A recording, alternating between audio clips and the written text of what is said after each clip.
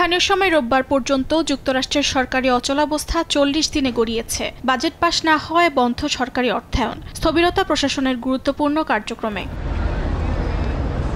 এই অচলাবস্থা মোকাবেলায় সিনেটের রোববারের বিশেষ অধিবেশনে কোনো ভোট নির্ধারিত না থাকলেও সংখ্যাগরিষ্ঠ দল রিপাবলিকানরা মিনিবাস প্যাকেজ যুক্ত করে একটি দীর্ঘমেয়াদী বরাদ্দ বিল পাশের চেষ্টা করে। তবে ডেমোক্র্যাটদের সমর্থন ছাড়া পাশ হওয়ার সম্ভাবনা ক্ষীণ বলে মনে করছেন বিশ্লেষকরা। সিনেটের সংখ্যালঘু নেতা চাক শুমার রিপাবলিকানদের উদ্দেশ্যে বলেন, যুক্তরাষ্ট্রের জনগণকে আর উপেক্ষা করা যাবে না। রিপাবলিকানদেরকে সমঝোতায় আসার আহ্বান জানান তিনি।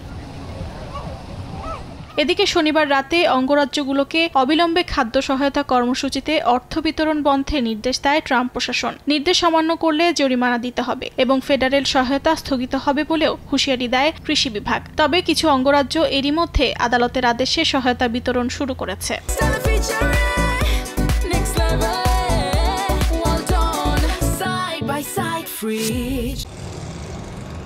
শাটডাউনের প্রভাবে যুক্তরাষ্ট্রের বিমান পরিবহন ব্যবস্থাও বিপর্যস্ত।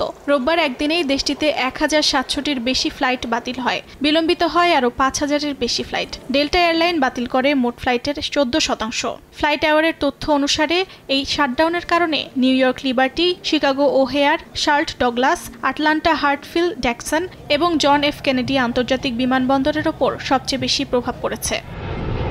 অর্জিতা শেহজিন, সময় সংবাদ।